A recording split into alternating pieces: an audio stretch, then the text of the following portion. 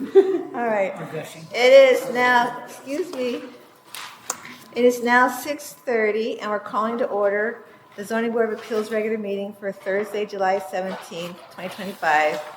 It's 6:30 p.m. And present we have Eric Knapp, Land Use Coordinator. Kathleen Tracy. Russell Fogg. Nancy Hutchinson, Kip Kotson. Stephen Dix. Brian Cole. Sylvia Rakoska, Council. okay. And today we have two public hearings. But before we start the public hearings, I forgot to tell you who's absent. Absent is Stephanie Mickle and Michaela Pearson and Amy Hewitt, our ZBA clerk. All right, so seated for today's meeting will be myself, Kip Kotson, Steve Dix, Russ Fogg, and Kathleen Tracy. Okay, now before we start the public set hearings, I usually give instructions to the applicants to facilitate efficient review. Please present the evidence that an unusual and unnecessary hardship exists based on strict application of the zoning regulations due to some peculiar condition of the property itself, and the condition does not generally affect other properties in the district. The evidence that the variance requested are the minimum necessary to alleviate the unusual hardship and allow reasonable use of the property. Whether any reduction in legal pre-existing nonconformity is proposed, and the evidence that the variances requested are in harmony with the intent and purpose of the zoning regulations and the comprehensive plan of zoning. And for application with a coastal site plan review application, please address the Connecticut DEP's comments. And for applications reviewed by the town engineer, please address comments in the engineer's report. So with that, we're going to start with case 25-8C, 67 Center Beach Avenue. Request to place a 10 by 12 shed with a 17 by 21 garage on a non-conforming R10 lot in the AE12 flood zone. Coastal site plan review application was submitted. Mark Stanton, the applicant.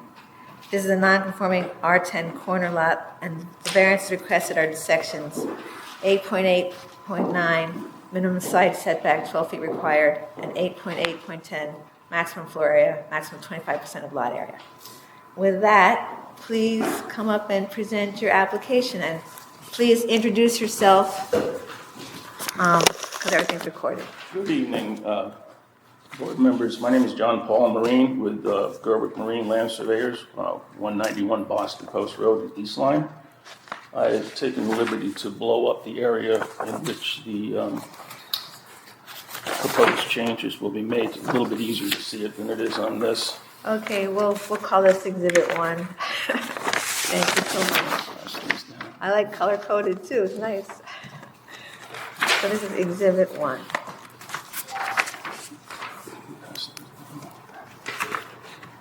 So basically what we're dealing with here is a non-conforming lot in the first place. The zoning come in long after the lot had been created. And the client, applicant desires to replace this existing shed with a bit larger garage. Now, we had met several times with staff, and I guess the applicant had come in previously, and that didn't work out well. So what we've done, he initially was proposing a 480 square foot with existing encroachments on the building setback lines. But after meeting with the zoning officials, we have reduced it to 357 square feet of area encroachment. Setbacks, the area, reduced the area in the setback lines from 91% to 46%.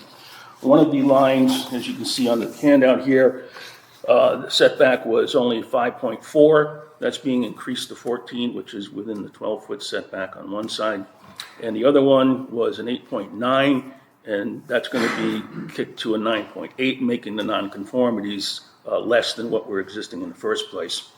And the other one would be the floor area ratio calculations, and that's going to increase by 7.2%. But in looking at that, part of that is because there is going to be a second floor for storage area within the proposed garage. Had we not had that in there would not have been that much of an increase in the nonconformity. And the other part of that is there is a deck in front of the house that's not covered. but it is above 18 inches above the ground. So therefore, even though it doesn't have a cover on it, it's considered part of the floor area ratio. If that was lower, it wouldn't be. I guess my But point. can I just clarify? So it's an uncovered deck, so that would increase building coverage, but not floor area.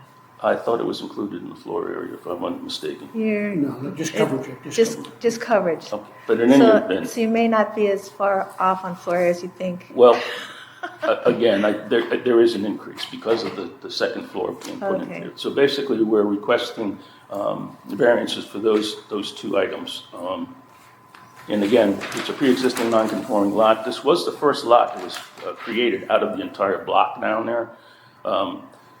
And interestingly enough, there was no subdivision plan ever done for that particular area. But as we found in the research, that this was the first lot that came out. It was a corner lot.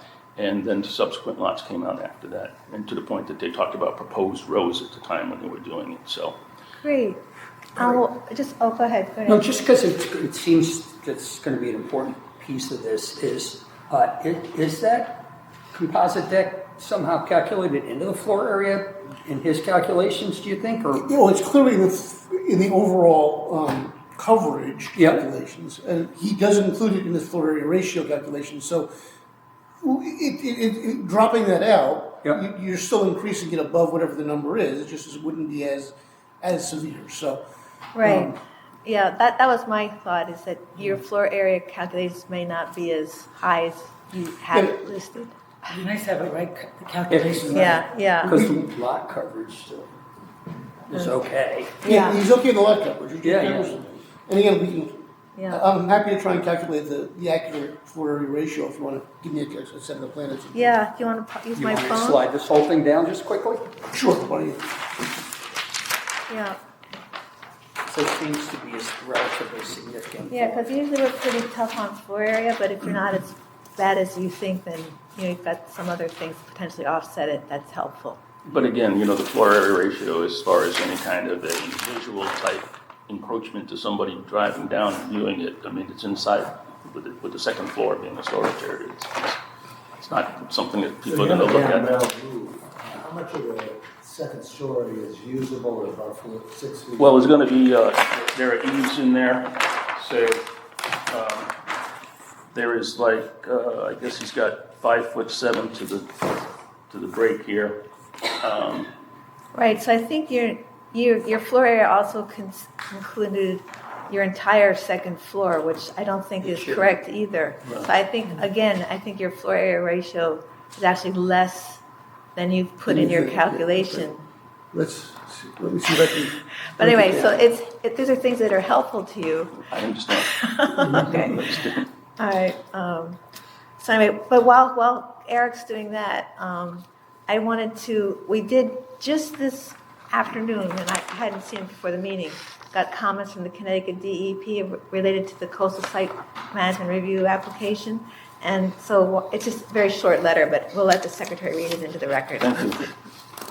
So, good morning, Craig. I apologize. I've been out of the office due to COVID-19 for the past few days. I looked this over, and here are the comments that I have for this project. Comments: if the variances are granted, we recommend that the applicant incorporate the following items into any subsequent coastal site plan application submitted to the Planning and Zoning Commission. Number 1, ensure installation and maintenance of appropriate erosion and sediment control measures during the plant period. Number 2, ensure that the structure meets FEMA AE 12 zone and local flood management standards. Number 3, ensure the ground level storage garage area has flood vents and is designed with breakaway walls.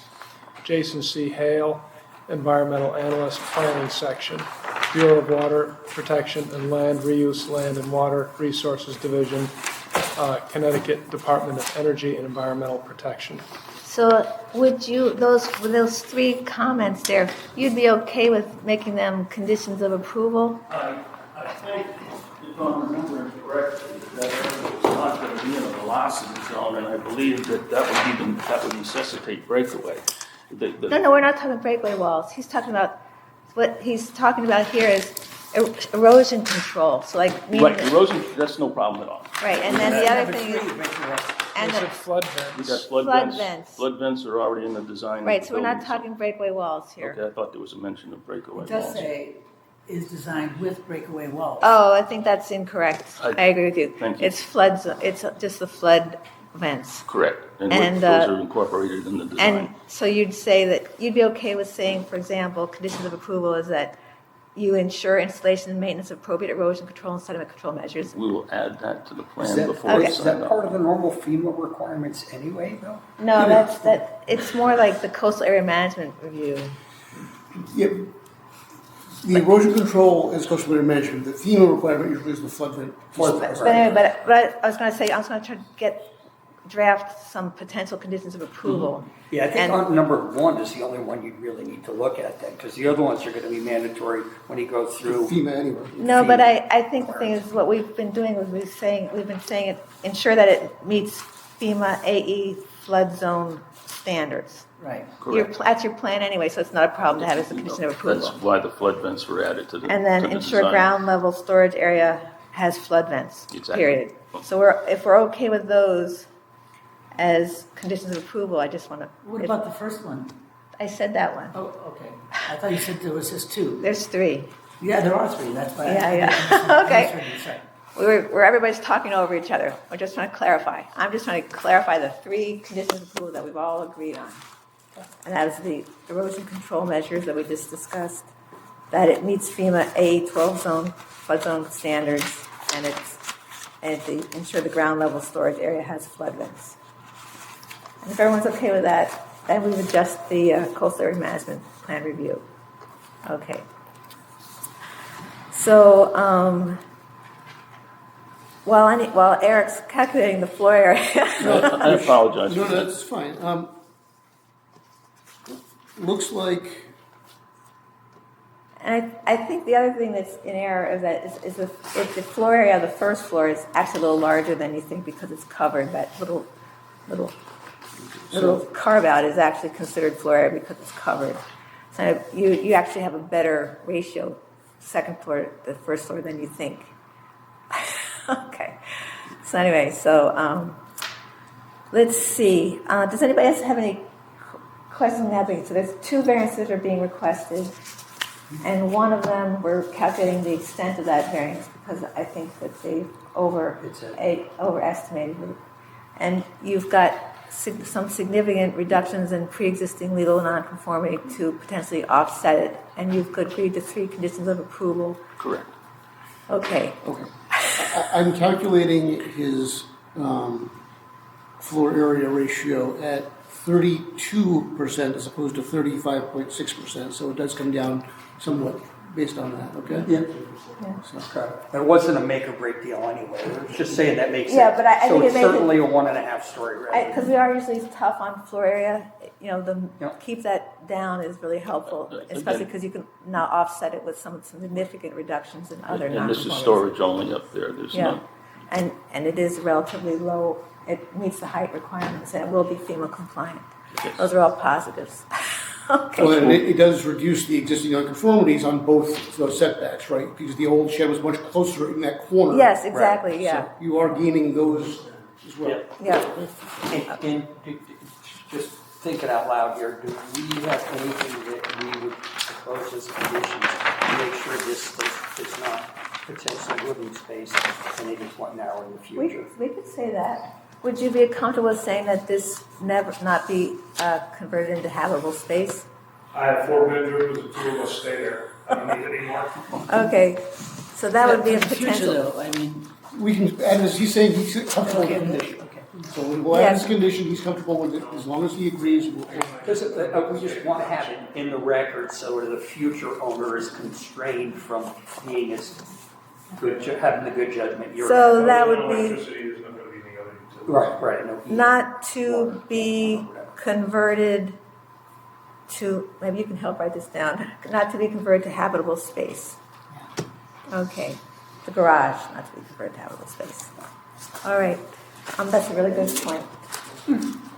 Any other questions or thoughts for the applicant? Okay, so I think We've read the CEP comments into the record. Okay, so now we're going to open it up to public comment. Would anybody like to speak in favor of this application? You have to come up and, because it's all recorded, and state your name and address. Peter Doolittle, 65 Center Beach Avenue. So I'm directly neighbors with the stands Yes. on the west side. And we're in favor of this project. Okay, It's, great. It's right next to our house. We have no problem with it. Great, thank you very much. Would anybody else like to speak in favor of this application? We do have a number of letters in the record of the file, but I just want to know if anyone would like to speak at the meeting. If you'd like to speak, please come up and say your name and address. My name is James Stanton, 46 Masons Island Road in Stonington, Mystic. I have a long-term association with this property because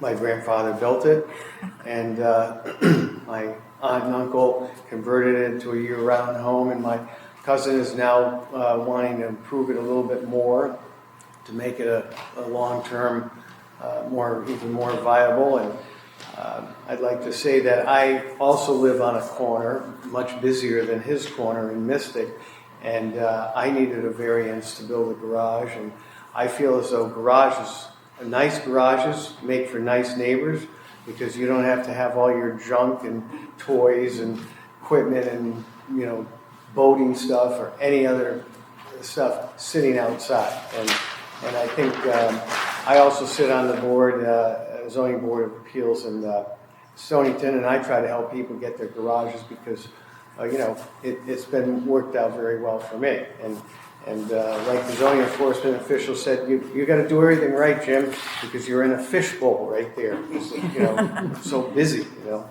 And I bit the bullet and built a bigger garage than maybe I needed that day. But as time went on, I didn't have stuff sitting outside.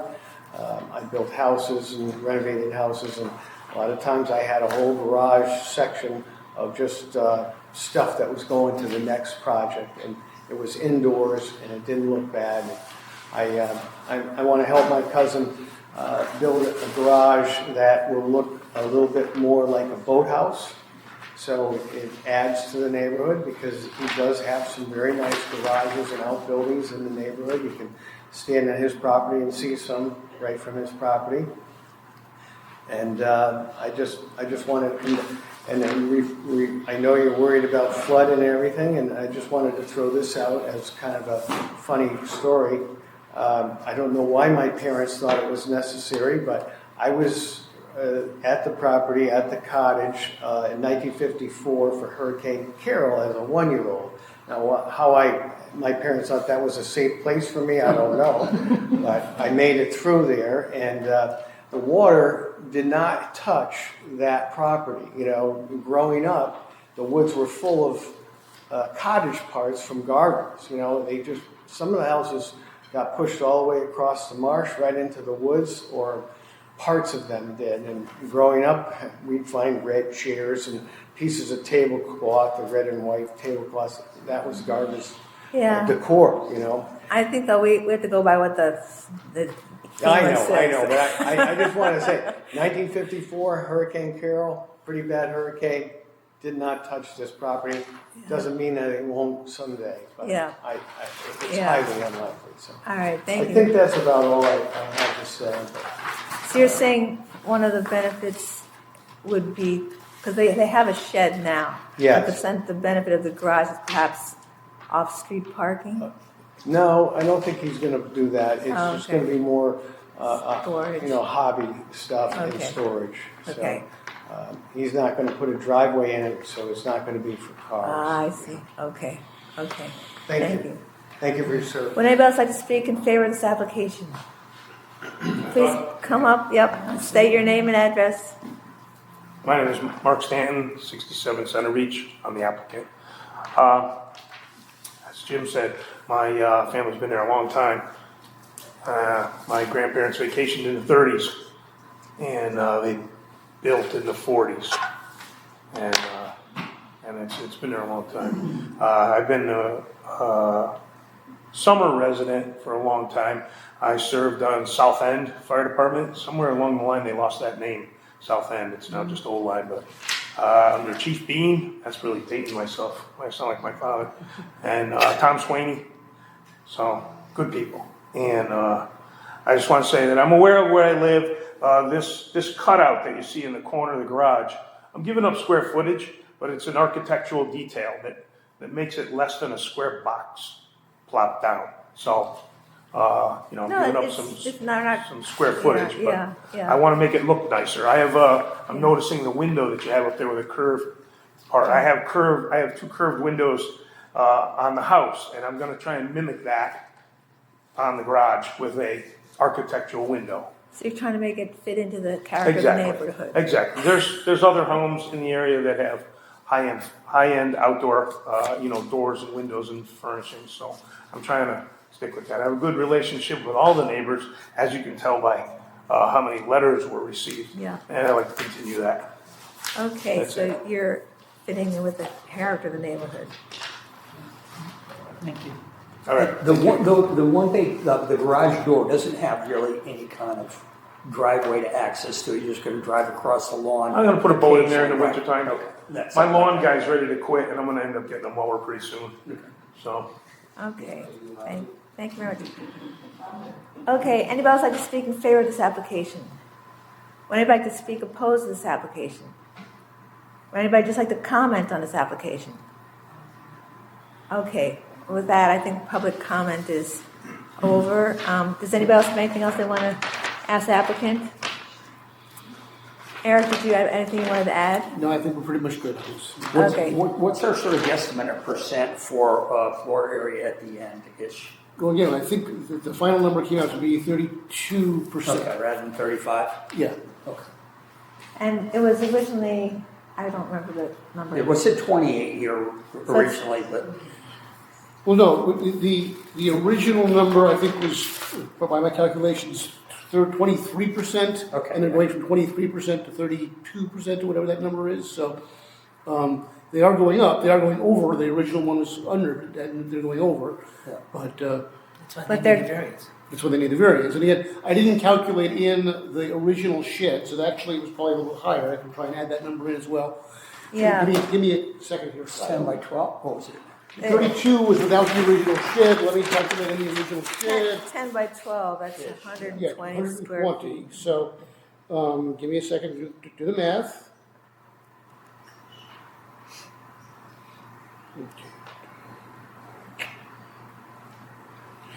Okay, 25.25%. So they were just over before. They're going from 25.25 to 32. And they're significantly reducing the number of pre-existing non-conformities. Yeah, well, they are reducing two setbacks in connection with that as well. So relative to those reductions, historically in your conversations, did that change with the reduction in the size or increase? Everything about this application is dramatically reduced from what was. So the space was increased, the separation or. He pulled, the original proposal was right in the corner, and he is now far in from the corner, and in talking to him, Right, so you've made a lot of. he has made a lot of progress on the application. And it took months of talking with me and months of revising the plan. This is the third or fourth revision of the plan. But after all of these revisions and working with his surveyor, I think this is a much better plan than what we started with.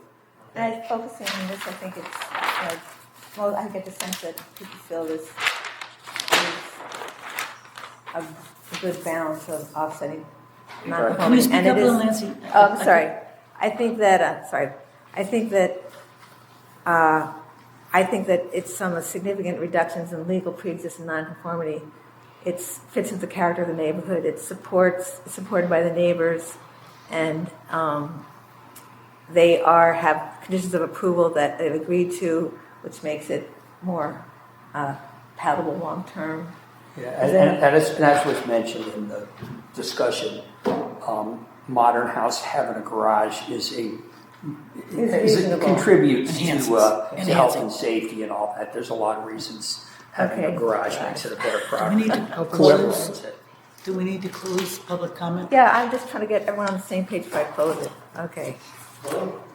All right, so with that in mind, Would anyone like to make a motion to close the public hearing for case 25-8C, 67 Center Beach Avenue? So moved. That's Kip and Steve. All those in favor? Aye. Opposed? None. Abstaining? None. The motion passed unanimously 5-0-0. Okay, now the public hearing is closed. Only voting members may participate. No new information may be introduced at the close of the public hearing, but members may ask staff or the ZBA attorney procedural questions. And what the board usually does is to discuss the evidence presented during the public hearing, potential conditions of approval agreed by the applicant, and potential reasons for granting or denying the variance prior to making a motion. So I think that in this case, the hardship is the legal alternative to unusual hardship is a reduction in legal pre-existing nonconformities. Okay. I think the reductions in nonconformity are the side setbacks. Am I missing one? Side of that, or whatever sides, it's a corner line. Yeah, it's both side setbacks. Two sides, both sides. Setbacks. Two side setbacks. Yeah. I think it is the minimum to address the reasonable use of the property because we discussed having a garage as a reasonable use. Yeah, it's not an oversized garage in any way whatsoever. It's a small garage. It's a small lot. Yeah. But, you know, I think, and as they said in the discussion, it's nice to have a structure that you're dedicating to storing things in and lawnmowers and all the other pieces that's adequate, and pulling it entirely out of the setback seems to be a worthwhile part of this project. It's not entirely out of the setback. It's not entirely out of the setback, it's a little bit in the setback, but, that's where it varies. Significantly. It's also FEMA It compliant. gets FEMA compliant, which is very important because they can't have a basement at this point in time, right? So if you're gonna give them some place to store their stuff, it has to be in a FEMA compliant building like this. So it's improving health and safety by becoming FEMA compliant, and it also having a good place, safe place for storage for storage, I guess. Right, Okay. well, I think, the elevation of the second floor enables that increased safety because they can keep it out of the water completely. Some of the storage is dry. Right. Yeah. And then they've agreed to 4 conditions of approval: ensure installation and maintenance of appropriate erosion and sedimation control measures during the planned period, ensure the structure meets FEMA AE 12 zone. You don't have to write that down because I got it right here. FEMA AE 12 zone and local flood management standards. Ensure that the ground level storage area has flood vents and not to be used for converted to use for habitable space. Did I miss any conditions of approval? Those are all agreed by the applicant. Other things that fits in the harmony with intent and purposes on the regulations because it fits with the character of the neighborhood. It's supported by the neighbors. Am I missing anything? Got it. Okay. And the evidence presented during the public hearing and the reasons articulated by the board within the public hearing voting session. Okay, so that's one of our reasons. Okay, so with that in mind, would anybody like to make a motion to grant with conditions the requested variances to section 8.89 and 8.810 to allow replacement of a 10 by 12 shed with a 17 by 21 foot garage on a non-conforming R10 lot in the A12 flood zone per the site plans prepared by Gerwick Merlin LLC and dated May 25th, 2025, as revised on June 11th, 2025. And the floor plans prepared, the floor plans and elevations submitted by the applicant. I didn't have a name on those plans. Submitted by the applicant and dated June 12th, 2025, and stamped and signed by the ZBA chair. And the conditions are the ones I just read. Do I need to read them again? Okay. And wait, we're not done the motion yet. The coastal site plan review application is approved and because it is consistent with all applicable coastal policies and does include all reasonable measures to mitigate adverse impacts on both local coastal resources and future water retention uses. Now would somebody like to make that motion? moved. Okay, that was Kathleen, Second it. Kip, Okay, all those in favor? Aye. Opposed? None. Abstaining? None. The motion passed unanimously 5-0. Thank you so much for coming back with a plan that really, you can see that you've put a lot of effort into complying as best you Yeah, can. you guys kind of discouraged me on the first one. I didn't expect that. All in good time. Thank you so much. Really appreciate it. Madam Chairman, board members, and staff, I want to thank you very much for your time this evening. Thank you for your presentation. Thank you. Okay. Okay, thank you. Thank you. Have fun. Now, moving on to the next case. So, everything here, reduction in legal nonconformity, two-side setbacks, or conditions of approval not to be used habitable space. Yeah, support by the neighbors. I'll catch some of those things on the report. Okay, glad you got them, you made it. That's good. Thank you, Russ. Okay. All right, so moving on to case 25-9, 48 Connecticut Road. Renovate and add a 1/2 story to existing 1-story 3-bedroom dwelling located on the non-conforming R10 lot in the A11 flood zone. Jennifer Agai, applicant.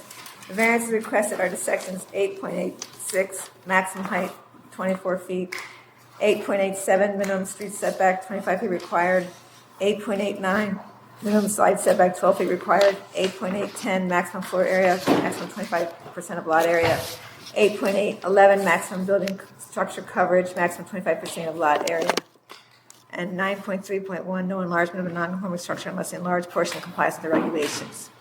So with that, there's been quite a number of submissions recently. So please present and confirm which date of the revision you're presenting. Oh, I have scripted. July 10th, 2025. There is a July 10th. Okay, yes. So in our plans, there's the site plan is July 10th, 2025, and there's also elevations and floor plans that are dated July 5th, 3rd, 2025. Oh, the dates are. I have July 10th on my plan. Yeah, that's a site plan. They have different for the dates. architectural plans. Yeah. July 10th. July 10th, we don't have that version. Did it? I believe Jeff Jacobson, it was submitted to Jeff Jacobson. Okay, Yeah. it didn't come into our office though, so we need a copy of the pure, be submitted tonight as an exhibit, that's okay. What's that? We have a copy that we can. I can, Well, this one right here. yeah. Okay. If you sent it to me, I can forward it. Yeah, I can send it then. Okay, thank you. Yep. These are the July 10th that we have here. Okay, So- yeah, because that was our confusion, because Jacobson's memo referred to a July 10th version, but we'd only received the July 3rd version, so Okay. we were just trying to clarify what's the most recent version. Yep, so this is it, the July 10th that corresponds with the site plan. Okay, well, we should probably start off by you introducing yourselves. Yeah, so good evening. My name is Raymond Malinowski, project engineer at Indo Land Design.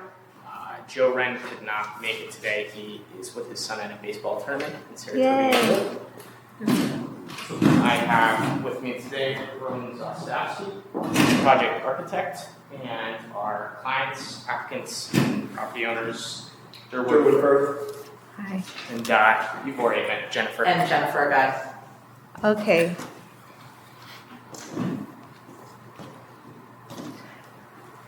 All right, so to start, this property is located at 48 Connecticut Road.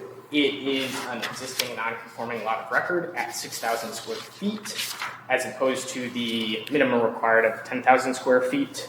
The existing structure on the property is a single-story, 3-bedroom house on a crawl space. It should be noted that it is currently not FEMA compliant. The parcel is partially within FEMA flood zone AE11. Also on the lot are existing wood decks to the front and to the rear, as well as an existing 170 square foot shed. Can I ask a question? Yes. I looked at the assessor's card, and that front deck hasn't always been there. When was that front deck put in?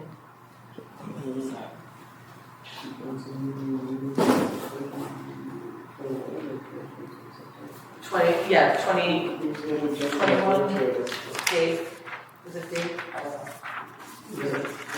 Yeah. There was someone at the town, we had applied for a deck that they did not approve. They approved this because it's a floating deck down at the ground. So they had approved that. A floating deck down at the ground. The gentleman approved it, and then, but within like a year, he transferred went to another place. Oh, no, Dave, I thought- You're talking about Dan Bure. that's it. That's it.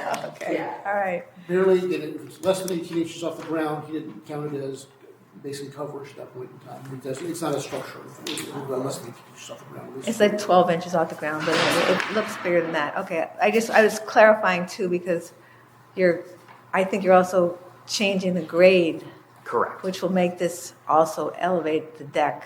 No. So Okay. I'll touch on that. Okay, great. Actually, That was my question. Yeah. Okay, So we fine. will be changing the grade underneath. So there's kind of two layers to this deck. So there's the deck that's about 12 inches above grade. We're not touching any grading underneath that deck. I see. However, there's a raised deck above, steps Yes. to that deck. Yes. And we're going to be channeling some water, just a gentle swale from one end, which is the southeastern. Okay, property well, corner. I don't mean to interrupt your presentation, Oh, just, will you go in whatever order you want to go in? I just Yeah, absolutely. was curious about that. No, Okay. thank you. Yeah, and then the last piece to the existing conditions are the current FEMA non-compliant utilities, the AC unit, propane, and mechanicals. So we're proposing to construct a 1/2 story vertical addition within the existing footprint, as well as remove the existing rear wooden deck. We're also planning to relocate the existing FEMA non-compliant utilities and mechanicals to a FEMA compliant area, and all work is designed to be FEMA compliant. So we will touch on that slightly later, but we will be making the existing non-FEMA compliant house FEMA compliant. And on top of that, our proposed improvements to the site will include reductions in total lot coverage, as well as an elimination of the nonconformity that is total ground coverage. We are requesting several variances, including building height, street line setback, southeast side yard setback, as well as maximum gross floor area. And despite reductions in lot coverage, we will also be requesting a variance for lot coverage and for enlargement of a non-conforming structure.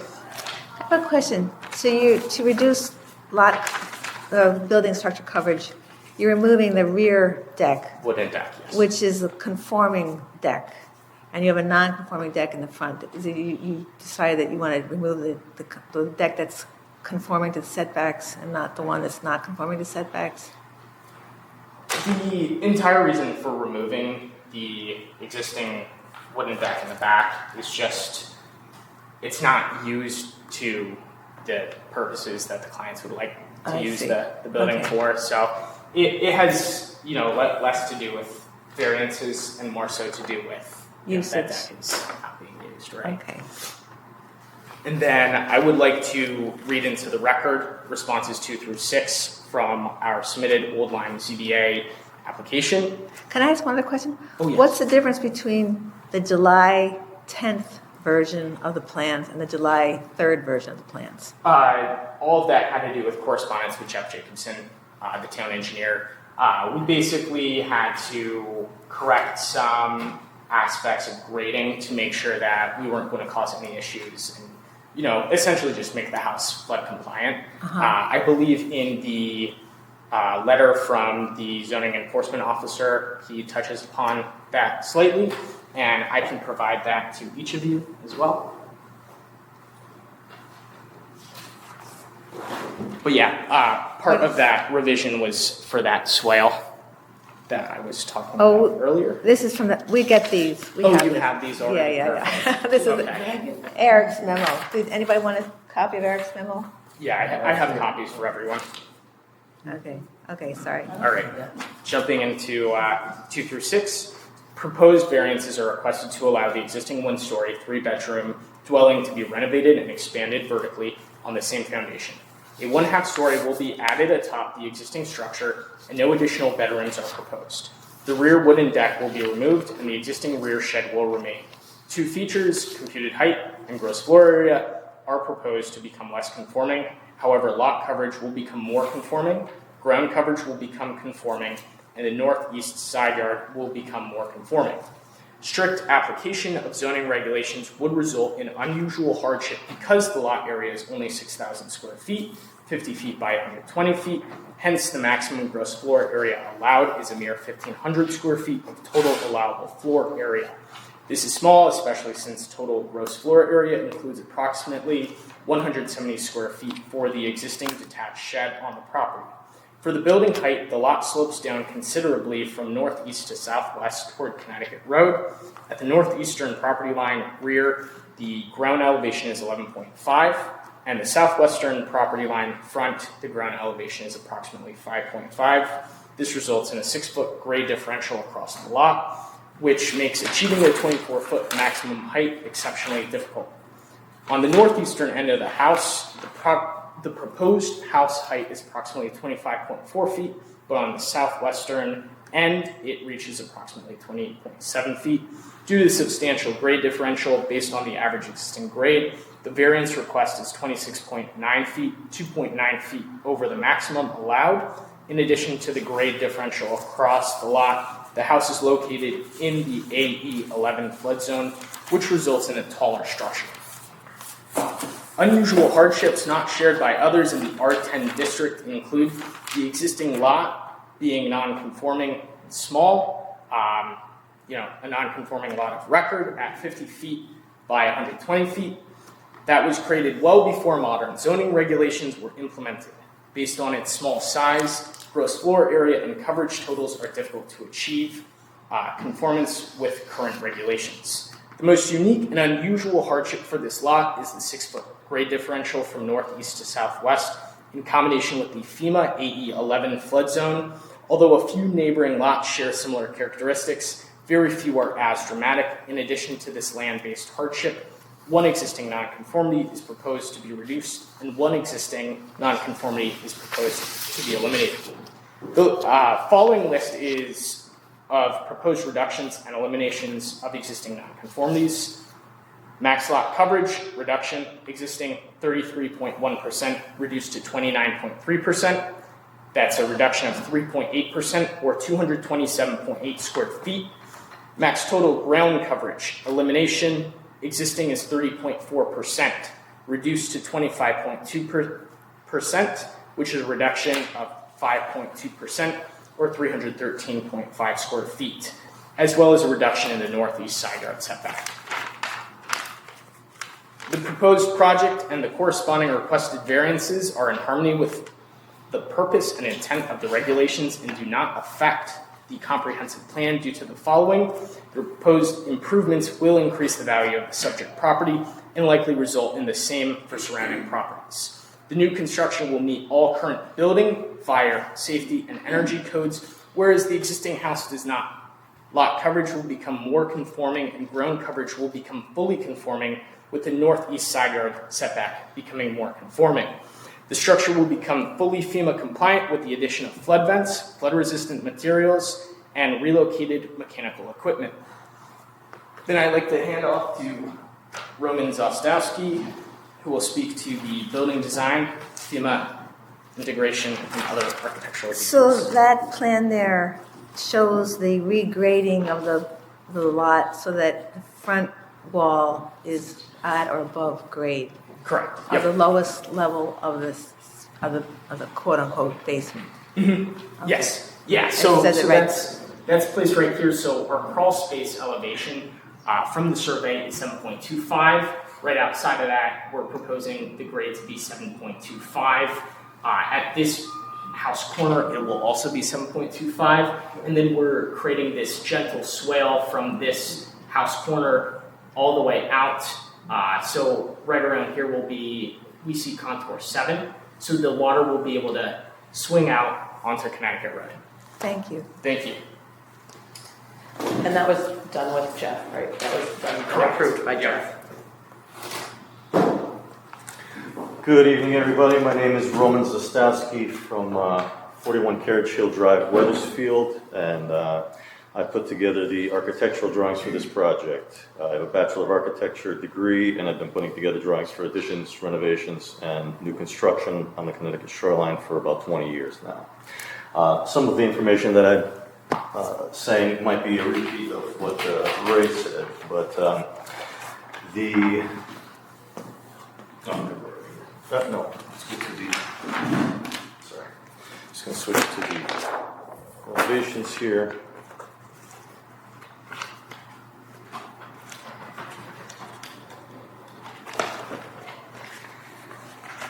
Pages stuck together, sorry.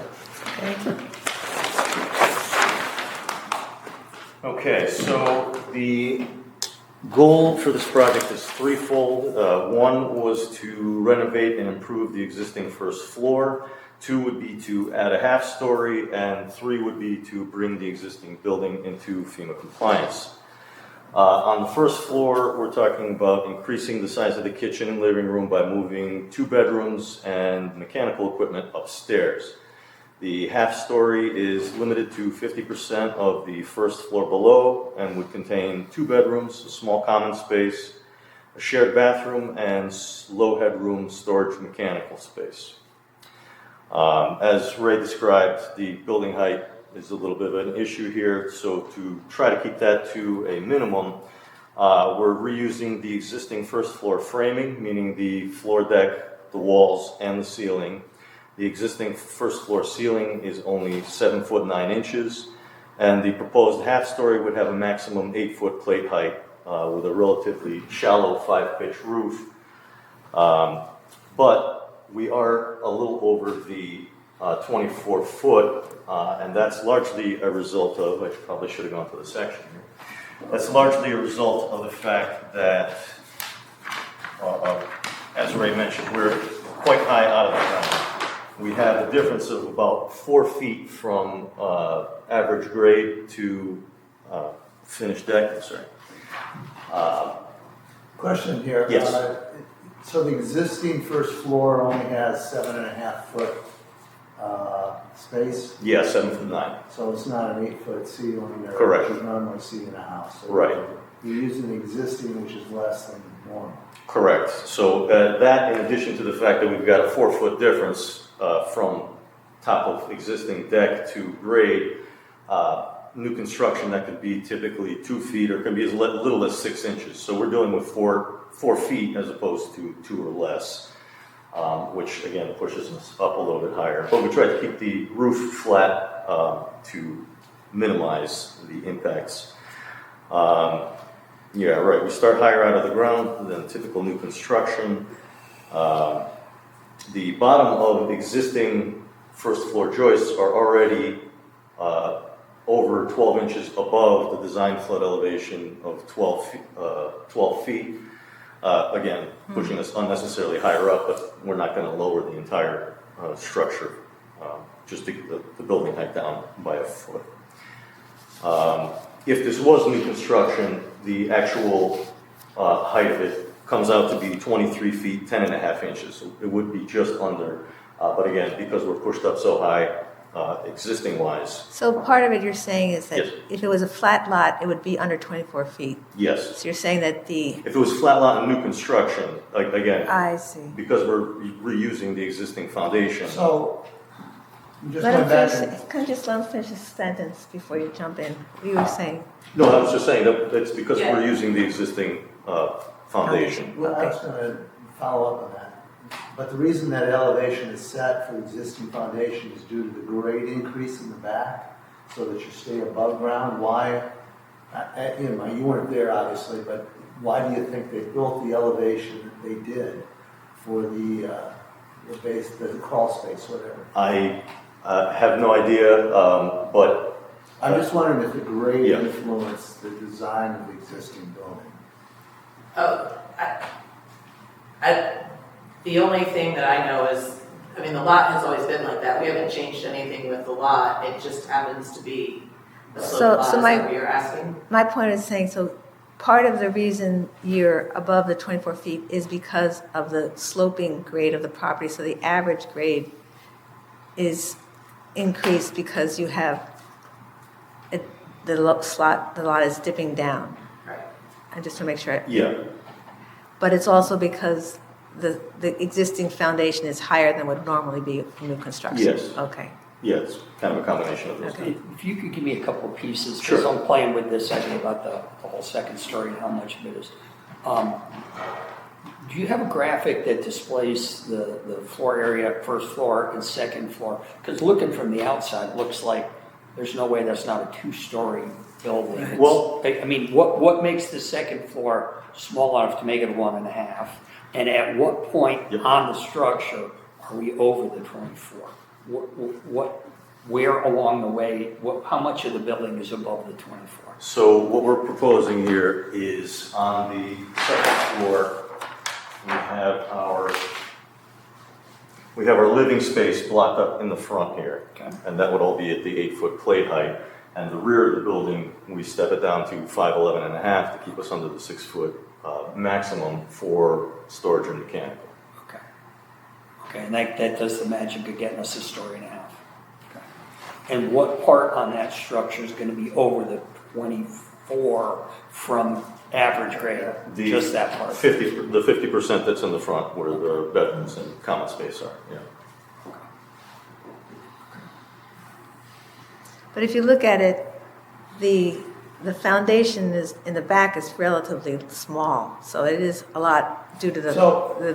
Yes. I'm sorry to interrupt. I think Kip's question had to do with how much of if you threw the elevation of that cross section at 23 feet, how much of the triangle would be above that? I think the question. Yeah, that's actually. Yeah, if you look at it from the side view, right. We have Or whatever. 2'11" above for the front section. Yeah, I'm just looking, if you looked at the triangle, what's the width of the triangle? It's not that important, we're just wondering how much volume is above the threshold. It's going to be a tiny triangle up above here, 2'11" at a 5-pitch roof. So I don't know if that answers your question. Well, it's not a number, but. Yeah, I'm sort of looking from the end view and saying where's the 24-foot come in? Right here. Okay. So from the front street, it looks a little taller because it's above grade is higher Yes. in the front, but in the back it looks less. So Right, I understand. yeah. No, I think the application showed us a 28-foot rise because of the slope. Due to the low starting elevation. Right. Up to the peak from the front. It looks Yes, like yes. The 24 feet is measured from the average finished grade. Right. And so yes, we do still have a drop of a couple of feet Right, to the so front. It really looks taller Right, Yeah. then technically it is, yeah. Okay, moving forward, we received some feedback from Eric Knapp and a review from Jeff Jacobson, and we're also proposing improvements to the existing crawl space and surrounding drainage, some of which Ray already touched upon, in order to bring it in compliance with FEMA regulations. Let me ask you a question. Yes. So would you be okay with a potential condition of approval of the structure be FEMA compliant and the measures specified in the July 11th, 2025 correspondence from the town engineer Jeff Jacobson be implemented and then inspected by Jacobson to ensure they are in place? Oh, to make sure that the building is So is the what height is that we say it's going to be? No. So he's Fifth grading. So in his letter, go ahead. The July 11th Jacobson letter gives 4 things that need to be done to ensure FEMA compliance. Yes. He cleared those, yeah. Yeah, okay, so I'm just making sure, what she's asking is, as a condition of approval, that you will comply with those. Absolutely. And Absolutely. And that Jacobson will have the opportunity just to go and take a look and make sure. Review Absolutely. it. Yeah, sure. Yeah. that's very important. Yeah, I was just gonna- We're doing our best to stay with. No, I think yeah. becoming FEMA compliant is also very positive, but it is very complex because you're taking a non-FEMA compliant building and building on it and trying to retrofit it to be FEMA compliant, and it's kind of complicated because you have crawl space and it's not not straightforward. And I think maybe we wanted to discuss the case, which I think this is the way you'd outline it. I'm looking at the existing shed and saying, boy, that'd be a lovely thing to sacrifice for the property, but you're gonna counter with, well, we have no basement area, so we have no place to store the kinds of things that people store in basements or Right. garages. That's our only sort So- of space there. What's the foundation like on that, though? Uh, I don't wanna be a jerk On about the it. shed? But, yeah, on the shed, yeah. It's on, is it concrete cinder block that it's on? Yeah, Eric, do you it's think on- the recorder can hear her? I think so, yeah. Okay, okay, yeah. The other issue really is what is the elevation of the shed? Well, the shed, It's out of the if I flood might zone. jump in, yeah. Well, It's the ground so it's elevation. above the threshold. Exactly. Well, yeah, if I might, the backyard is actually Not- not in the A11 flood zone. The backyard is in a different flood zone, so it is higher, and it is, the shed is on cinder blocks above. Yes, I can highlight this right here. So this is the flood line. It's this dotted line along the property, and the shed is back here, clearly out of the flood zone. But just one of the ways that you can end up getting compliance with us is if you reduce pre-existing nonconformities, and that seems to be, that would be a logical one I would at least think about. And you would say, we need that space for use of the property. Well, I guess I would say, the lawnmower, like the equipment, the stuff that, gas powered stuff is in there. Yeah, and Yeah. and there's no reasonable way to make it smaller or slide it over or anything. The shed. Well, it came like that when we bought, I mean, I don't. Yeah, no, I know, but that's one of the sort of horse trading things that we have a tendency to look well. I mean, I think if we had to, we would. I mean, if we really had to, but, I mean. Slide, yeah, I mean, it does store the golf cart, the stuff so that it's not light, not sitting in the yard and Yeah. not blowing around in any of the. You can't get it in the stores. crawl space and you can't get it in the Yeah, second yeah, no, floor. and that's why I was just Yeah. bringing up. But it's good to bring it out. Aligned with the crawl space and basement, is you don't have a basement. That's one place you can put some things. Correct. But Yeah. Yeah, there's only 5'8" maximum clearance in the crawl space, and there's a step up halfway back into it, so it gets even less than that. Yeah. I just wanted to touch on some of the other FEMA things that Yes, please. that we reviewed. Currently, all the electrical items are located above the design flood elevation, and there's no mechanical equipment located in the basement currently or proposed. Most of the existing construction materials already comply with FEMA Technical Bulletin 2. We're talking about a concrete slab, concrete block piers, concrete infill between the piers. There is a portion of the wall in the front and the side where the access panel is here that is conventionally framed, but that is also pressure-treated wood with cement board siding on the exterior. The only item that doesn't currently comply material-wise is the access door, and that's called out to be replaced with a metal door with foam-filled core, which meets technical Bulletin 2 requirements. Additionally, we're proposing to install flood vents on the north and west elevations. We have 980 square feet of crawl space, and we show 5 new vents, each capable of 200 square feet of venting for 1,000 total, so we're slightly over on venting requirements. And as Ray touched on, under this existing front deck, we're proposing to adjust the grades and make a gentle slope that starts maximum elevation of the swale would be equal to or below the crawl space top of slab and slope towards the existing driveway. The continuing out with the natural 7.25. grades. The I'm sorry? 7.25. Yes. Yeah.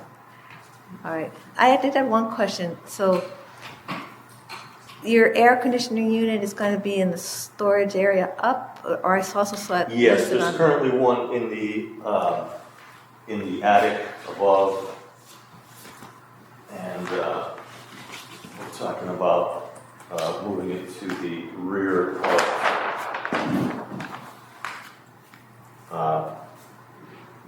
of the storage mechanical area. Okay. So this is the low head. second floor. right? The Yeah. half story, yes. Right, the half story. And did I see that you're going to have an air conditioner thing outside on a pad as well? Is that the outside part? Yeah, there's an existing one there. I don't know if that's scheduled to be moved. Yeah, it's scheduled to be moved outside of the flood zone line.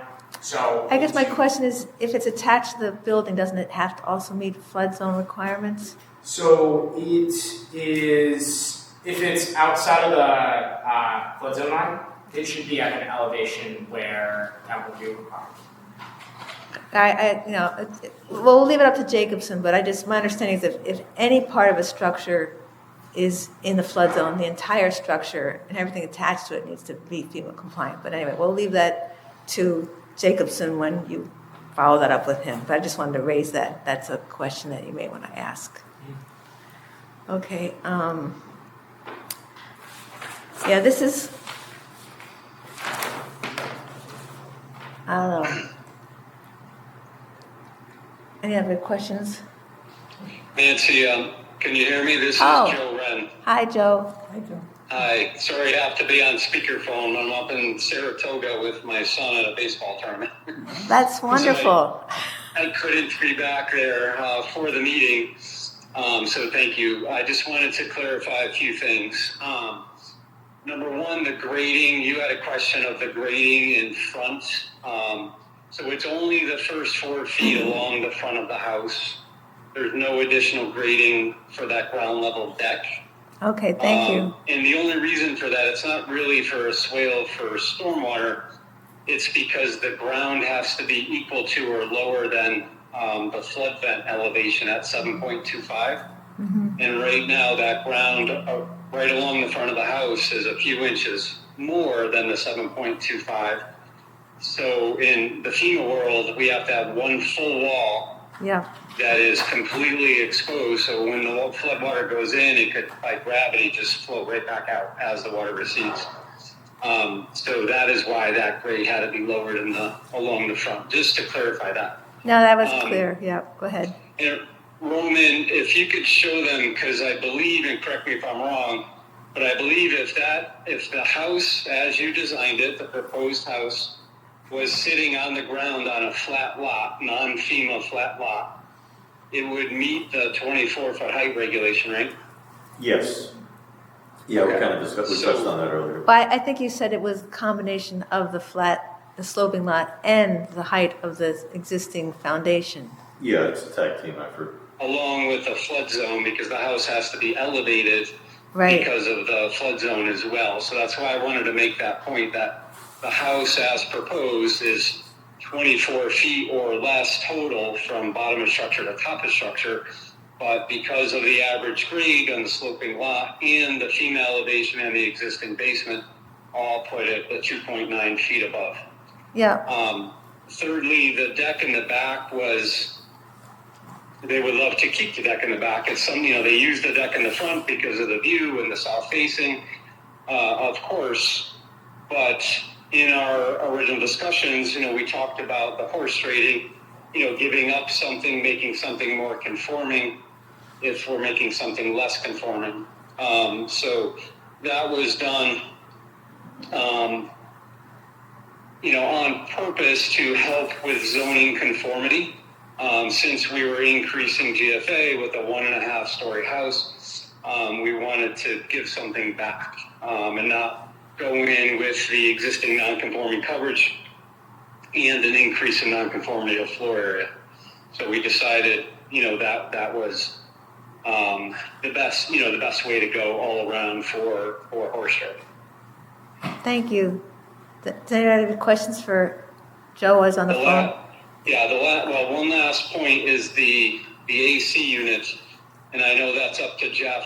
Jeff did issue an email saying that with the revisions that were made by our office and Roman, that he was satisfied. So I'm sure that you have that in your correspondence, but Jeff is so fully satisfied with the way everything is.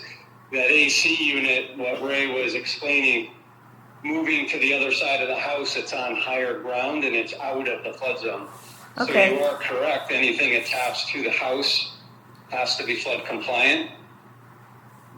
I But on see. that side, it is flood compliant because it's at a higher elevation Thank you. above the flood zone. Thank you. That answers my question. Very good. Okay, perfect. Thank And then you. if you guys have any questions for me, I can answer them. Otherwise, Jennifer just wants to go through the 16 letters of support that she has. Okay, so, were these all submitted in advance? They were not. She has a copy for you. Okay, good. She's gonna summarize the names and the addresses. She's not gonna read every email, every letter. Okay. She'll give you a paper copy for the record, and she's gonna summarize the 16. All right, so so this will be Exhibit 2, because Exhibit 1 will be the new sets of architectural plans, which you're going to leave here, correct? Yes. Roman? Yes. Yes. So that will be Exhibit 1, and you're kind of come up and to present Exhibit 2. Are you ready for me? Yes, we are ready for you. One last clarification, because Nancy just brought that up, is the plans were only adjusted based on comments from Jeff Jacobson. Yeah. So there's really nothing material pertaining to zoning changes on those plans. Yep. It's all related to the flood vents in that grading necessary for the flood approval. Okay, we just want to make sure we have the right set of plans and revision date that we're approving or not approving. Of course, I just wanted to clarify that, and of course, they're fine with that condition that, as-built conditions, make sure everything is constructed properly in accordance with the approved plan. Okay, so I'm going to mark this as Exhibit 2. Perfect. Okay, go ahead. Thanks. Thanks, Joe. And thank you, everyone, for being here, our neighbors, and you guys. Appreciate it. I am Jennifer Guy, the applicant, with my husband, Durward, at 48 Connecticut Road. We are here with our 2 children, year-round residents. We love this community, and we love our Point of Woods community as well. So I appreciate this, but we are, have some letters of support here. We have talked with the majority, if not all of our neighbors, and really tried to make sure that everybody was okay with our plans and what we wanted to do and supportive, because we are a close-knit community and we want to make sure that, we're not doing anything that anybody doesn't want. So we have our first, I just kind of went down in order, but from Melissa and Dave Carrillo at 13 Connecticut Road. And they put together here sort of where all the, we're here and where all the letters of support. Oh, good. That's Exhibit 3 then. Yeah. Because I was going to ask you. Support have come from. Yeah. I'm sorry. I'll move out of the way. Yeah. These are all going to the lots here, and some outside of our general direct area, but of support. So here's one from. Can I just ask you? So basically, are all the surrounding neighbors supportive or have Yes. letters? Yeah. So all these ones that are tagged here have given letters of support. Okay, great. That's and helpful. then some that we spoke to, like our neighbor directly behind us, we spoke with. They didn't send a letter, but we communicated with them. They had no objections. We showed them some of the plans that they asked for, and they were okay with it. They just didn't send a letter. Okay. But we did discuss. So you're going to leave that with us, this map? We can leave. Yep. Because it's an exhibit. Because everything you show us. Everything we go over is an exhibit. Okay. Yep. You can have it. Put a number on it. That's going to be Exhibit 3. This pile of letters is Exhibit 2, and the architect's plans is Exhibit 1. Included with that is the GIS map, right, of all the. Correct. Yep, that's what she's pointing at. Okay. That's what she's pointing at. Yeah. That's what we're. We like it Exhibit when you 3. map out the neighbors. And- That's and helpful. Okay, great. Not to sound absolutely naive about the local situation here, but a lot of times, maybe especially Point of Woods, you have people have issues about line of sight views of some spaces. No complaints from any neighbors around that issue? No. Okay, because No. it's not like a legal constraint. Right. But it's one of the things we want to think about. If you put a building that's higher than the regulations say is 100% legal, then, neighbors complaining about the view. Well, and that's why we did go around and ask all of our neighbors, especially all the ones within the 100. And the views out that way toward the marsh and down toward the little bay area down there. Yeah, so the beach is over here somewhere. Yeah. This, there's the marsh area this way. Yep. Kip, this is Joe too, and don't forget those properties behind them are much higher in elevation. They're actually out. Right, I know that the hills are going up. Yeah. So they have a higher, viewpoint anyways from their house. And that's part of the reason we did that GIS map, because you could see that all their neighbors to the sides, to the north, to the east, to the west, several properties over, pretty much everybody are in favor, and we're not aware of any opposition. Because pretty much if we're being asked to vary this height regulation, and none of the neighbors seem to have an issue with the structure being restricting their view. There's a lot of trees in between our But house you have to and the speak people your, behind us also. when you speak, you haven't, you can speak, but you just need to come up and say your name. Jared Woodfirth, how are you? There are a lot of trees in between our house and our neighbors behind us. And we talked to them and they said everything's fine. They just wanted to make sure that we were on top of everything and doing it the right way. Yeah, So that's why we're here. thank you. All right, so go ahead. Do you want to go through the whole list or just give us that map? Well, I'll just give a few synopses of them. Okay, and then yes, that would be good. That they're, we totally support and hope you'll support it too. From 13 Connecticut Road, Terry and Nadine Brennan at 44 Connecticut Road, fully supportive of your desire to add a second story addition to your home. It only makes the neighborhood more attractive, and it'll fit in nicely with the neighborhood where many homes are already 2 stories. They have our support. This is from Lorraine and Jack Gibson at 45 Connecticut Road, in support of them doing this. Bev and Dom Capello, who are also here and who are our direct neighbors, are in support of this, and I'll let them talk about that. We have Brian and I'm just Kristen. thinking for the sake of time. Sure. You want me to just... what's the total number? 16. Yeah. They're all supportive. I'll let you right. have them. I'll let you have them. Thank you. And very much the same. We really, we're very grateful for where we moved to. I think it shows. Yeah. And we never would want to do anything that would upset our neighbors. Yeah. And that's why we wanted to really make sure that we talked to people and let them know what we were doing and what we were planning. That's helpful. Yeah, thank you. You can put that in the file. Yep. Exhibit 2. All right. Not to cut you short, but the map with the letters of support is the main thing. Yeah. We would really need to see. Okay. At this point in time, I think we should open up for public comment. Would anybody like to speak in favor of this application? Please come up, state your name and address. Hi, everyone. Tom DiMatteo, and I'm at 47 Connecticut Road. I live across from Jennifer and Durwood, and I'm going to just say 100% supportive of what their plans are. I think it would be a great look to our street and to our neighborhood. So I'm 100% supportive. Thank you very much. Thank you. Would anybody else like to speak in favor of this application? Please come up and state your name and address. Oh, God. Mike Parker, 59 Connecticut. Mike Barker, did you say? Pardon? Did you say Mike Barker? Parker. Oh, Parker. P. Okay, sorry. Yes. We've been at 59 Connecticut for 25 years. We've seen a lot of construction in the neighborhood. This just adds to it. Just to the left of his house, I might be wrong, 8-10 years ago, major construction. Finished that house. To the right of their house, as you look at it, that was done 6 to 8 years ago, Dominance. They had that house done. And then just recently, 2 houses to the right of them, major construction, completely redone. I mean, the neighborhood's changing, and this just adds to it.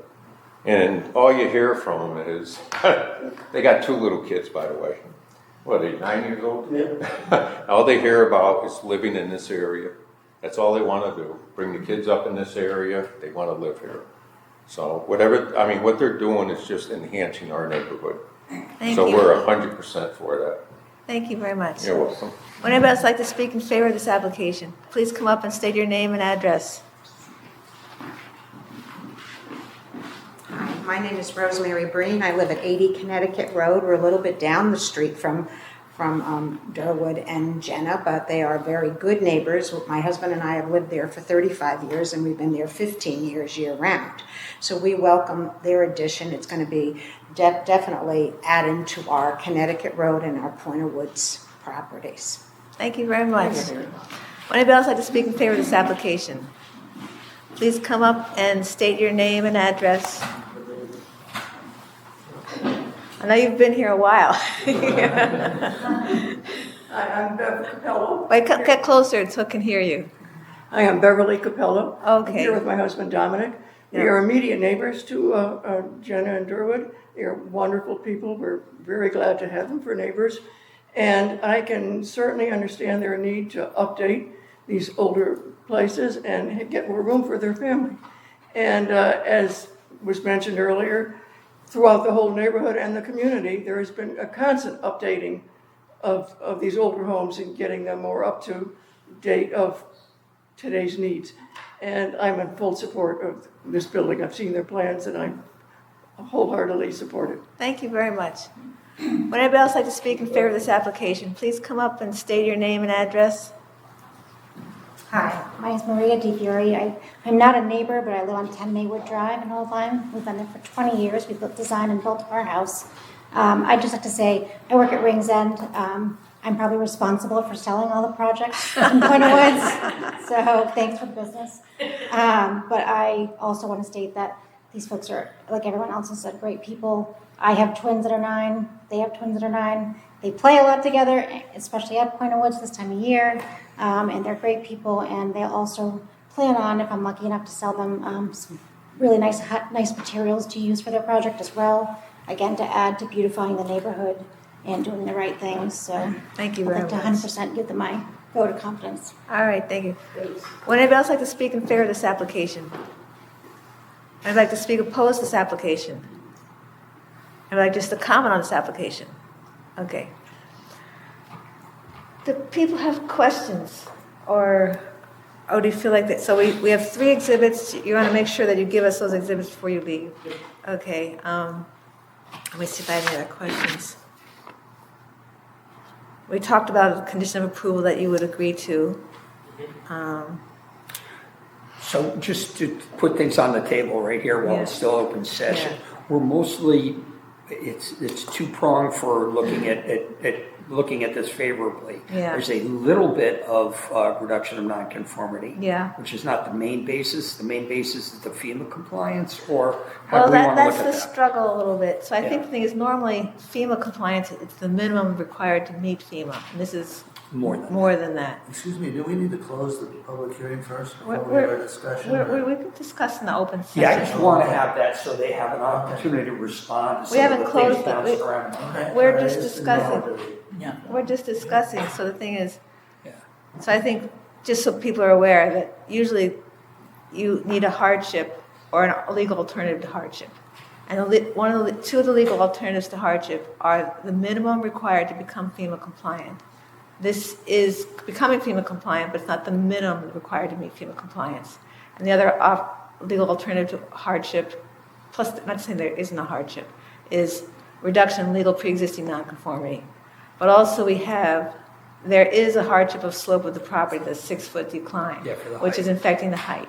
So the question is, so then it's not the minimum to meet FEMA required, but it is improving health and safety, and it is reducing some legal pre-existing nonconformity, not maybe as much as maybe we would have liked to see. But you're allowed to consider the fact that the terrain here is unique in the sense that that's one of these standard hardships. So there's standard hardships. So it's a blended thing where there's multiple pieces. Yeah. None of them is uniquely what drives the artisan. Architect pointed out is the existing structure is being utilized for the addition. And that elevation of that structure is above what the minimum could be. Right, and they're doing requirements. So you're working with the hardship of the existing building on this lot. It creates this elevated structure. But I think the thing is the elevation is a positive because they don't have to tear out and redo their whole foundation. but they are improving health and safety because they're meeting all building codes, health codes, and Right, FEMA compliance. Exactly, right. So I think, I think it's a blending of three things. Yeah, and that's what I was trying to get Yeah, to. There's exactly. there's not like one home run No. play in here. There's pieces of things that lean me towards wanting to vary the regulations. Right, and I think the thing is, the variance is required just again. So the height, I think the height you can get at because of the sloping property. Right. I think the street setback, it is what it is, because it was previously approved to have that front deck there, which it was approved. The side yard setback, it's pretty similar. And then the gross floor area is the main thing. Yep. That's usually we were pretty tough on that, but they have also reduced the ground coverage, and they are improving health and safety, and it's supported by the neighbors, and it will be FEMA compliant. And it is one of these things, with the lot itself being substantially smaller than a normal 10K lot, Yeah. means it's a little bit of a challenge to have a normal size house on that property without bumping into the. And the only way to floor reduce area it, the only way to issues. reduce it would be, existing plan would be to get rid of the shed, but the shed has the benefit of having outdoor storage for things that otherwise would be left outside. Yeah, we just okay the shed for that very reason. Yeah. Well, I think it's a dry storage area like the second floor in the previous. But you can't put a lawnmower on the second floor dry Or a storage golf area. cart. I'm just Yeah, saying, yeah, yeah, golf carts, a but- golf cart, yeah. yeah. They've All got right. a less prone sense of. Under different circumstances, I might lean into asking the applicants to consider reducing or moving or doing something with that shed, but Or the in front this situation, deck, maybe. yeah. But anyway, so I just wanted to get that discussion out there in case there was any additional points that applicants wanted to make before we close the public hearing, because once we close the public hearing, no new information can be introduced. Nancy, if I may, at this Yeah. point, this is Joe Wren. Yeah, So we as a group, with the evolution of the design of this project and the preparation of the application, we did discuss those things, and of course we know what Oldham ZBA looks for and so forth. We did talk about the shed. They brought up a concern of vehicles that have fuel in them, like the golf cart, lawnmower, snow blower, since they live there full time. Storage of oil, gasoline, things that you wouldn't want below your house. We don't generally store those things in our basements or our crawl space. We store them somewhere exterior, and that is, that shed is not being changed at all. It's an existing condition that's been there a while, and currently it stores, some of those things outside, and they just want to maintain that. Yeah, so no. they don't have to put anything, and plus the shed is outside of the flood zone too, so we keep those fuels and those vehicles out of the flood zone, and not below the residential house. Yep. I think we understand those points. All right, so with that in mind, does anyone like to make any other questions for the applicant, or the applicant make other points before we close the public hearing? Okay, so with that, where's my template? Here it is. Were there any conditions? You had the conditions about the. Yes, we had talked about the conditions, so I had it written down, and I'll reiterate it when we get there. Are these the ones? No, I had, here it is. The condition of approval was the structure to be FEMA compliant and that the measures specified in the July 11, 2025 correspondence from town engineer Jeff Jacobson be implemented and then inspected by Jacobson to ensure they are in place. It's just, there's no question, because there's a big, long letter, and we're not going to go through the whole letter, but that's, the intent. Okay, and that was agreed to by the applicant. So with that in mind, would anybody like to make a motion to close the public hearing for case 25-948 Connecticut? I'll second it. Steve and Kip. All those in favor? Aye. Opposed? None. Abstaining? None. The motion passed unanimously 5-0. Okay. So again, Only voting members may be able to participate. No new information may be introduced after the close of public hearing, or we may ask procedural questions to the ZBA attorney and staff. And the board will discuss the evidence presented during the public hearing, potential conditions of approval agreed by the applicant, and potential reasons for granting or denying the variance prior to making the motion. So I think we can summarize that when it comes to hardship, there's basically a blend of three things. It's becoming FEMA compliant, it's reducing pre-existing nonconformities, and it has a sloping lot that impacts the height requirement. Let's let Russ have time to write this down. Your handwriting's better than mine. My handwriting's horrible, too. But still better than mine. Our clerk is absent today. She normally types this stuff, so I have to be a little slower, sorry. Okay, so unusual hardship, lot size, grade. Yeah, and then I'll remember it. It's the becoming FEMA compliant and also reducing legal pre-existing nonconformities. Okay, I'm doing a record of votes too, so I'll remember that. Okay, we discussed the proposed reductions in legal nonconformity. I don't think we need to reiterate that in the motion. Yeah, we've talked about it ad nauseum.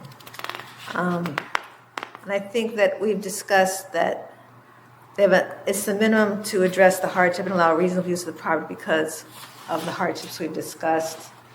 And it is a reasonable use and it's compliant in many other ways. I think the reductions in coverage and, where is that?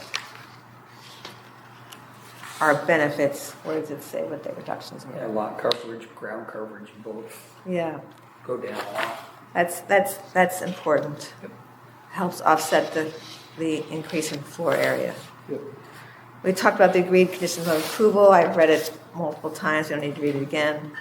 I think it's in harmony with the intent and purpose of the regulations because it is pretty much compliant, more compliant than it was, except for the floor area and the height, which the height, no way you can get around that. The floor area is offset by the other reductions. And it's a modern, safe building.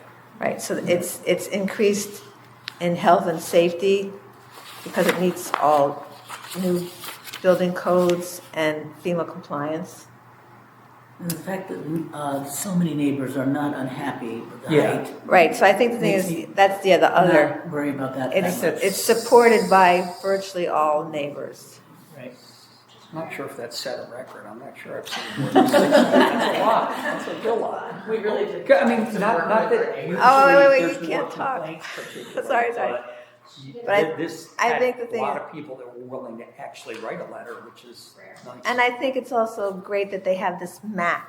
Yeah. It really shows the surrounding neighborhood. Yeah, tell Joe Wren that's a good thing to do. Good job, right? Yeah, good job. The map's great. Okay, supported by the neighbors, and I think what we've heard is that it does fit with the character of the neighborhood. Because it's not out of scale. Right. Now, as for coverage, for coverage and height, complaints from neighbors are something you logically expect, and we didn't hear any, so that's very interesting. And the evidence presented during the public hearing and the reasons articulated by the board within the public hearing or voting session. So I think that we've captured any other key points anyone wants to make? You got it, Nancy. Okay, great. All right, so then with that, would anybody like to make a motion to grant with conditions the requested variances to section 8.86, 8.87, 8.89, 8.810, 8.811, and 9.31 to allow renovation and addition of a half-story to existing one-story, three-bedroom dwelling located in the non-conforming R10 lot in the A11 flood zone for the site plans prepared by Indigo Land Design LLC and dated June 4th, 2025, and revised as revised July 10th, 2025. And the floor plans and elevations prepared by, now, is this clear? It said Andrew Micardo Construction LLC. Millardo? That's the builder, but Roman is the architect who did the drawings. So, because what's on the plans is written We have to say what's written on the plans. Right. Yeah, we have to reference some piece of paper so that if there's any confusion about what actually gets built. Yeah, I'm sorry, you have a copy of it right there. Yes, I'm saying, so I took this off the plans, and the plans say, contractor Andrew Millardo Construction LLC. Right. That's the name on the plan, so that's the name we're gonna use. My name is on there as well for having produced the drawings. Yeah, but we go by the main. That's fine. Yeah, okay. We just wanna make sure, as our attorney has made clear, we're just making sure that we reference whatever it is I'm gonna stamp and sign. And this That's is what you're constrained to build to. Yeah, okay. You can't get creative after the meeting. And then as stated June 5th, 2025, as revised, and now we're changing this to July 10th, 2025. And that will be submitted to us electronically as well as the hard copies left for today. And stamped and signed by the ZBA chair. The conditions are the structure to become FEMA compliant and all FEMA related measures specified in the July 11th, 2025 correspondence from town engineer Jeff Jacobson be implemented and then inspected by Jacobson and to ensure correct implementation. I don't think we need to add any other conditions of approval. Okay. All those in favor? Somebody's gotta make. Oh, sorry. I'll move. Okay. I'll second. Kathleen, sorry. Details. Yeah. They're important.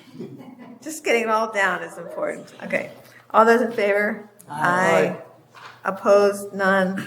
Abstaining? None. Motion passed unanimously 5-0. Thank you very much. I really appreciate all the diligent efforts that you people worked with, the town engineer, et cetera, to really make this the best plan possible. Thank you for that. All right. Thank you all. Thank that you're allowing me to speak over speakerphone as well. It was helpful. Yeah, no, it was great. Thank you. We're going to hang up on you now. Yes, thank you. How'd the game go? Good luck on the game. Thank you. Not too good today, but hopefully the next 2 days are better. Tomorrow's another day. Yep. Okay, so we still have our meeting to go to, so if you could just quietly leave and leave those plans with us, that would be great. And we're going to mark that Exhibit 3. The electronic one. Thank you very Thank much, you. everybody. Thank you. Okay, so this is Exhibit 3. Would you like me to fold that? Or just, I didn't have to write Exhibit 3 on it first, it's upside down.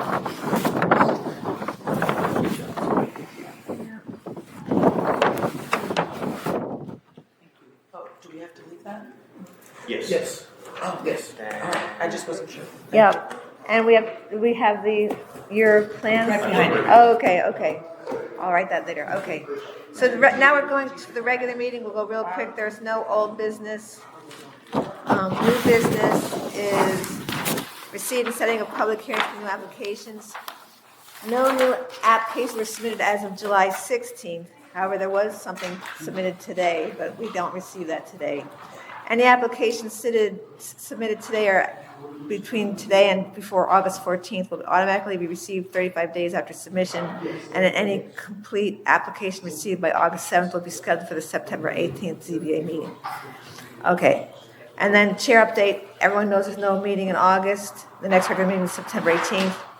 And I just want to let people know that I've been informed that there's changes in the state law that increase the recording fee from $60 to $70 effective July 1st, 2025. I'm sorry.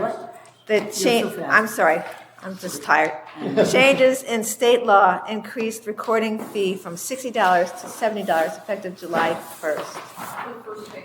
Who pays for that recording? The applicant. The applicant. So The app- Oh, the applicant. Oh. So anyway, so what I'm saying though, because our ZBA instructions and forms have been updated accordingly, so, and their effective date is July 1st.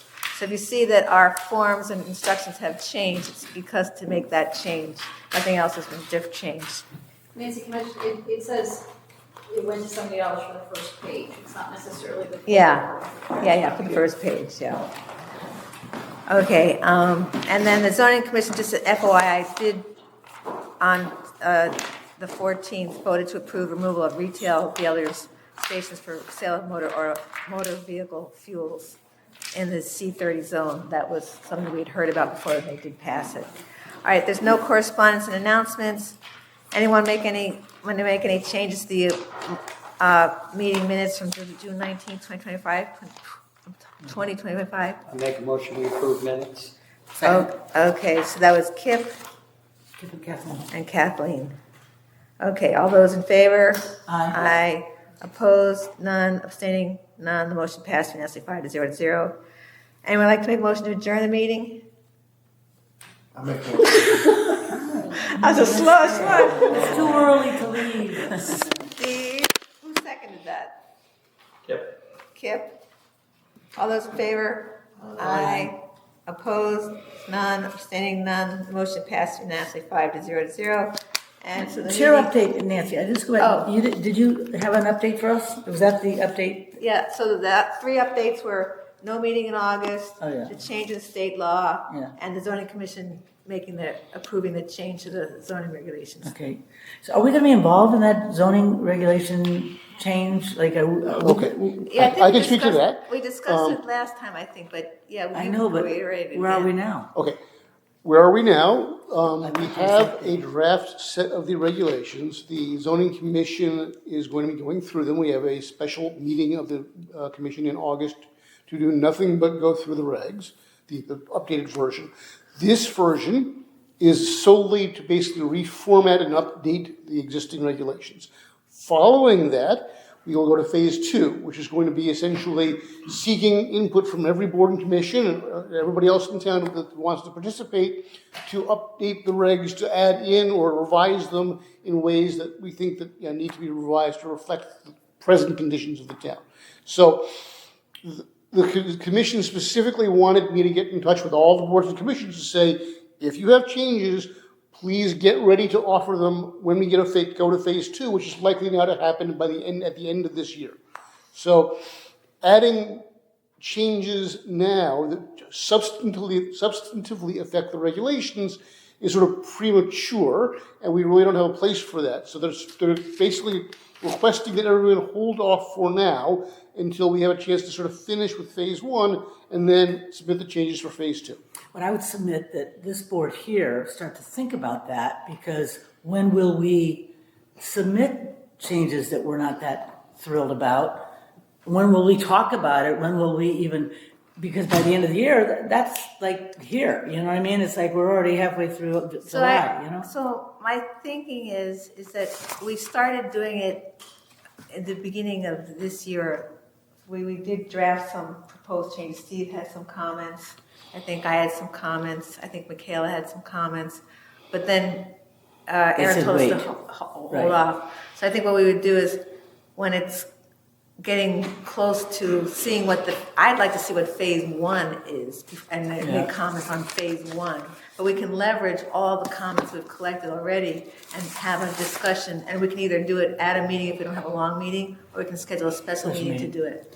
Okay, I mean, because I hope they give us enough time between the bailout or the push out and then comments, you know what I mean? Because I worry that this has been going on for a long time and everyone's been silent, and then I understand what you just said and I'm good with that, but I just want to make sure that we have public time. input period is expected to be about 6 months or more in length. Oh, that should be enough. Hopefully, again, there's supposed to be 2 sections that are devoted solely to public input, one of which is likely to be boards and commissions, one is likely to be members of the public. So we're going to try and cast as wide a net as we can and get as much as we can in as far as public input.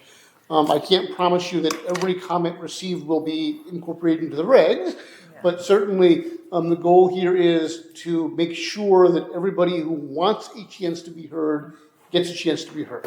And I definitely, as the chair of the ZBA, want to make sure that we have the opportunity as a board to have our consolidated input. Thank you. I just want to make sure of that too. That's why I'm speaking up now. So I think maybe you could assure us that some of our original comments, just maybe on elevation, certain things, were part of the input that you provided to the consultants to. Not yet. Not yet. I guess the point is. So they're just working blue sky? Well, no, what they have right now is we are taking this book and we are reformatting it into sort of a more helpful, user-friendly version. We're going to have a use table as opposed to having the uses separated out by zone. We're gonna have a better definition section broke up into two pieces, one for uses and one for terms. Again, the goal is to have a more usable version of the regs. The other thing that's gonna be happening is there are certain changes to the state statutes that need to be incorporated. We have not really kept up with the state statutes over the last 20 years. So, for instance, these regs presently have minimum house size, and you've been dealing with that in several applications recently. The statutes have now done away with minimum house size. You cannot regulate for 800 square feet minimum first floor, 1,200 square feet first and second floor, no longer eligible to regulate for. So they're gonna get that out. All of that is coming out. Which is one of the reasons I want to look at the Yeah. phase one Right. before we make our comments, because some of them will already be addressed by the Absolutely. state statute changes. Well, even in here, we have some really archaic, laws. Yes. They're not gonna mess with that. They are Well, gonna get them no, out. by and large, even some of the more archaic things are being brought over. So we did have a discussion at the last meeting about some of the prohibited items. And some of the prohibited items are things that Nobody even knows no what one they are. even knows what they are, haven't been used in town in 100 years, or Right. all the rest of it. That's my point. So, yeah, I mean, no one is really doing some of the livestock things that are in here and has not, no one is rendering facts and no Right. one is, That's what I'm saying. Do we wanna get those out so we don't have to be mucking around with that? some of that is likely to be addressed here, but we're gonna try and not get too deep into the weeds with that, because once you start opening the book for those sorts of changes, everyone is gonna have their particular change that they wanna make. Understood. So, And I think when the ZBA does it, we're gonna have Sylvia's input to say, what's a way that we can do it to, what's a thing a commission, a board can do rather than a personal view of an individual comment. Because I think you've said this, we have to do it from learnings that we have, so we don't look like we're prejudging regulations before they come before us. Right, I mean, generally speaking, if the board is gonna be writing a letter to the commission, it should be something that affects the board process. Or cumulatively, you all have seen something, so you can speak as the board. Yeah. That doesn't preclude any one of you from writing 15 letters individually.